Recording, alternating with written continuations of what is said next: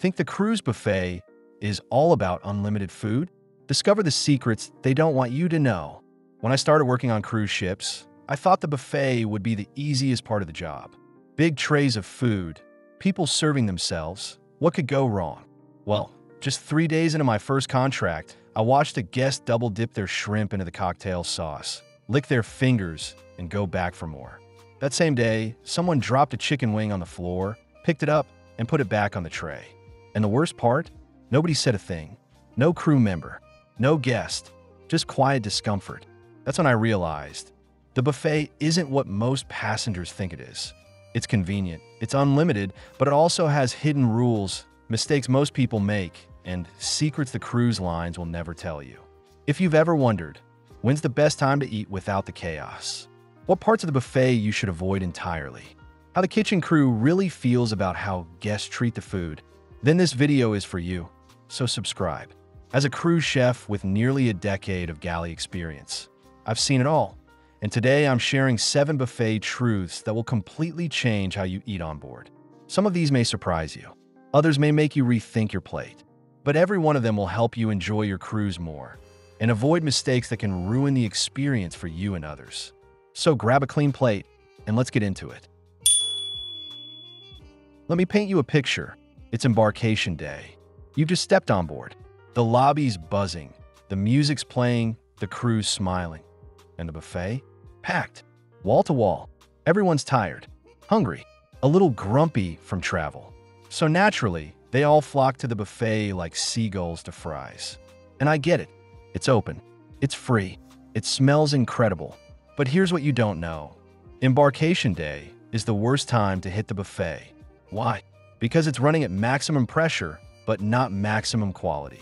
Staff are pulled from multiple departments to cover the stations. Dishes are rushed to refill the trays. Sanitation slips, especially near high-traffic zones, and the kitchen is simultaneously prepping for luggage day meals and the main dining room. One of my chef buddies calls it organized chaos in chef whites. Plus, you're competing with hundreds of passengers who haven't eaten since breakfast or since the airport.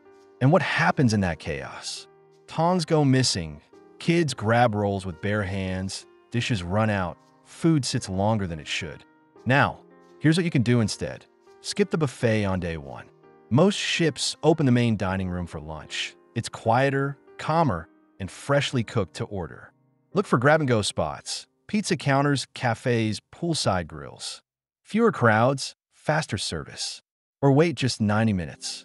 By mid-afternoon, the buffet clears out, staff reset, and things run smoother.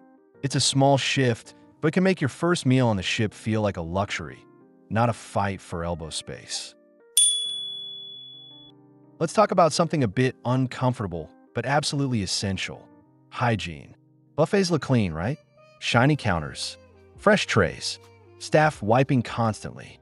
But behind the scenes, it's a different story. I remember a sea day when a kid sneezed directly onto the salad bar, and his parents said nothing. We had to toss out 4 full trays of food and sanitize the entire station. Not because someone told us, but because we happened to see it. Most guests don't realize how fragile buffet hygiene really is. Here's what you don't see. Cross-contamination. Guests using the same tongs for chicken, then veggies. Or piling shrimp, then dipping into the ranch. That's a health code disaster. Temperature trouble. Food sits out for hours. Hot trays cool down. Cold salads warm up. In the kitchen, we monitor temps like hawks. On the floor, once it's served, it's on you to judge. Sneeze guards are not magic. They help, but if you're leaning over, talking, pointing, breathing, germs spread. Reuse plates. Some passengers think they're being green by going back with the same plate. Please don't. It spreads bacteria from table to tray. And the biggest one? Hand washing. Yes, there are sanitizing stations, but not everyone uses them. I've watched guests go straight from sunbathing, with sunscreen and sweat, to grabbing burger buns barehanded. So what can you do? Use the tongs and never switch them between items. Always grab a fresh plate. Every single trip. Sanitize. Every time. Not just once when you enter. Avoid anything uncovered and unattended for too long, especially in outdoor buffets on warm days. Buffet food can be delicious and safe, but only if everyone plays their part. Because the buffet isn't just self-service, it's a shared space, and keeping it clean is a team effort, passengers included. Cruise buffets are the ultimate food fantasy. No menus, no limits, no judgment, right? Well, not quite. Let me tell you what we see every day from behind the galley doors. Guests walking up with plates stacked like mountains. A little of everything, sometimes 2 of each, and maybe 3 desserts just to try. 5 minutes later, half of it ends up in the trash. Now here's the uncomfortable truth. Cruise food waste is massive, and the buffet is the #1 source. We're talking tons of food per cruise, most of it untouched, scraped off plates, and dumped. And before you think it's included, what's the big deal? Here's why it matters. It impacts the environment. Food waste equals extra disposal equals more fuel burn. It increases operating costs. More waste means more storage, more cleanup, more logistics. It ruins the dining experience. Overflowing trays get sloppy, tables get messy, and servers are stuck scrambling to reset constantly. And guess what? You're not enjoying it anyway. When you overload your plate, it's overwhelming. You eat faster, with less appreciation, and often end up feeling guilty or too full to enjoy the next activity. So here's the secret from a cruise chef. Go small, go often. Take just a few things each trip. Taste before committing to a full portion. Come back for seconds or thirds if you love something.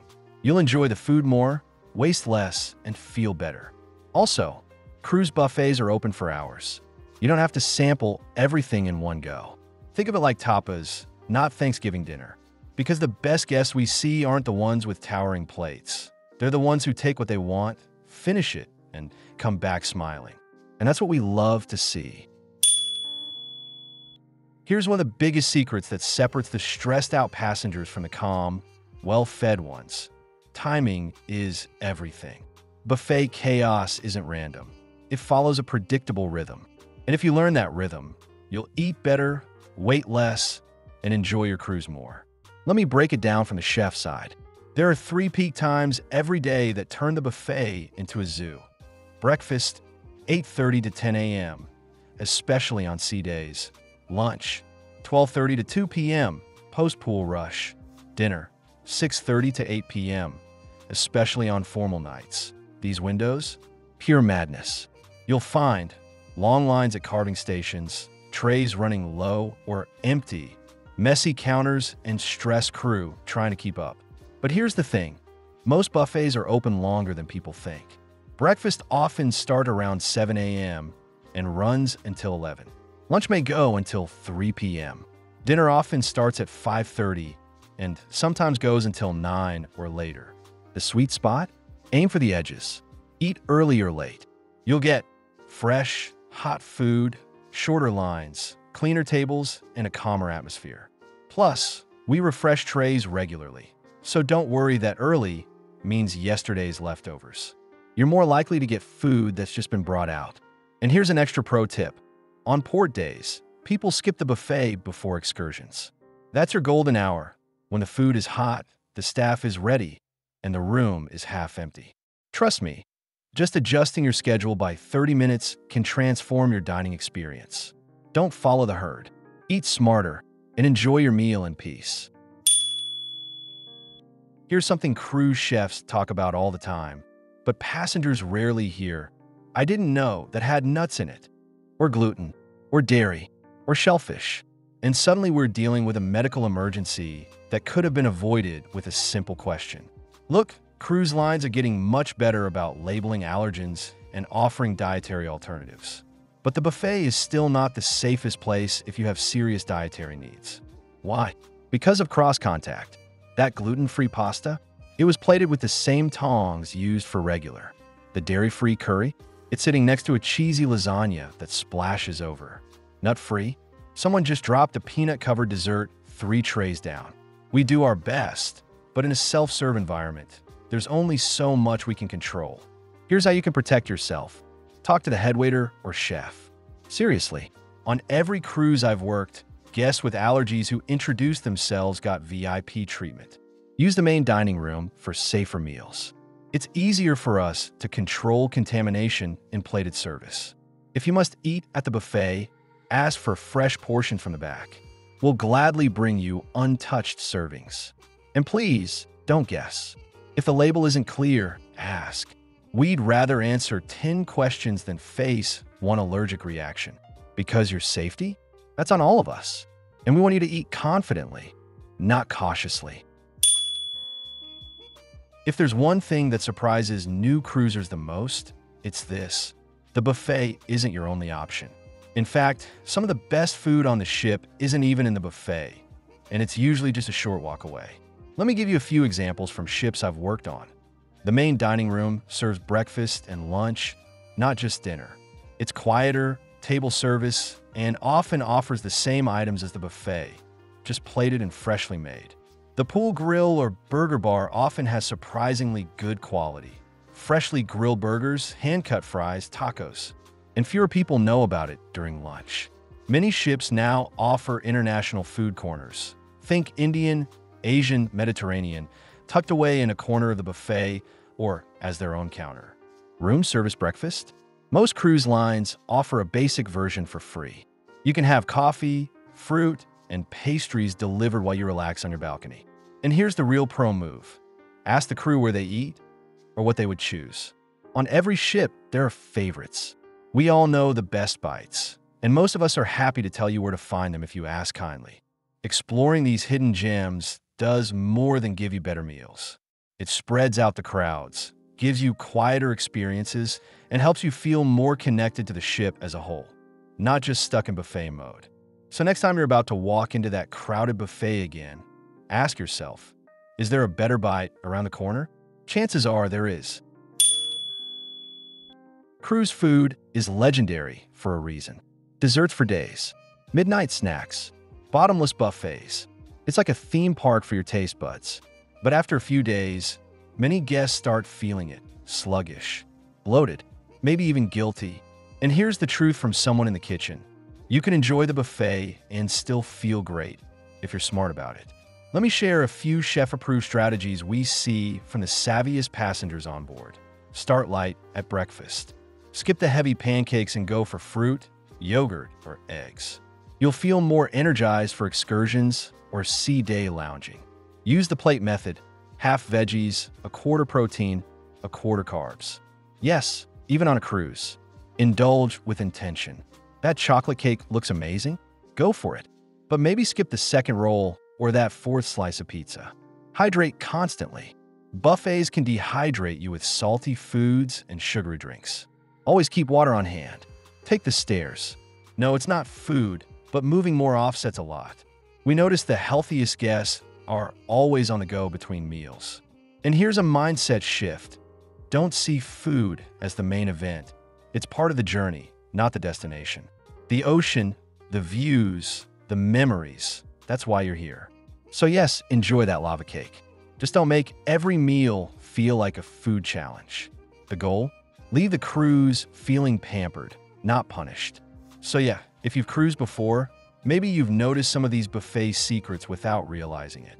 If it's your first time, now you're going in smarter than 90% of your fellow guests. Because the buffet isn't just about filling your plate, it's a dance of timing, hygiene, self-awareness, and maybe a little bit of strategy. Let's recap the big takeaways. Avoid the buffet on embarkation day.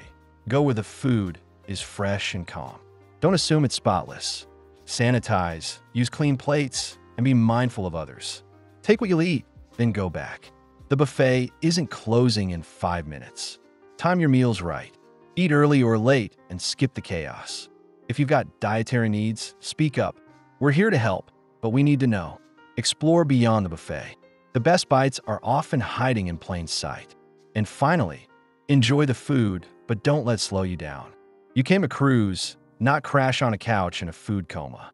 I've worked hundreds of cruises, served thousands of passengers, and seen every buffet behavior in the book.